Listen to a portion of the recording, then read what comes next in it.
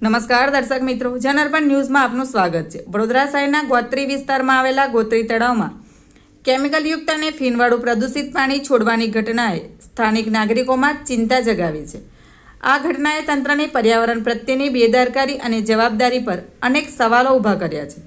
ગોત્રી તળાવ, જે એક સમયે શહેરની સુંદરતામાં વધારો કરતું અને જૈવ વિવિધતાનું પ્રતીક હતું, જે હવે પ્રદૂષણનો ભોગ બની રહ્યું છે। આ પ્રદૂષિત પાણી ક્યાંથી આવે છે તે એક મોટો પ્રશ્ન છે। સામાન્ય રીતે આવા ફીણવાળા અને કેમિકલયુક્ત પાણી ઔદ્યોગિક એકમો અથવા સુએજ ટ્રીટમેન્ટ પ્લાન્ટમાંથી યોગ્ય પ્રક્રિયા કર્યા વિના છોડવામાં આવતા હોય છે। જો આ પાણી ઔદ્યોગિક એકમો દ્વારા છોડવામાં આવતું હોય તો ગુજરાત પ્રદૂષણ નિયંત્રણ બોર્ડ જીપીસીબીની ભૂમિકા પર પ્રશ્નાર્થ થાય છે। જીપીસીબીનું મુખ્ય કાર્ય ઔદ્યોગિક પ્રદૂષણને નિયંત્રિત કરવાનું અને પર્યાવરણીય નિયમોનું પાલન સુનિશ્ચિત કરવાનું છે। તેમ છતાં જો આવા બનાવો બનતા હોય તો તે સ્પષ્ટ દેખાય છે કે કાં તો નિરીક્ષણનો અભાવ છે અથવા નિયમોનું કડક અમલીકરણ થતું નથી। સમગ્ર ઘટનાને લઈ સ્થાનિક કાઉન્સિલર ઉમંગ બ્રહ્મભટ્ટે શું કહ્યું સાંભળો। Bureau report, Janarpan news.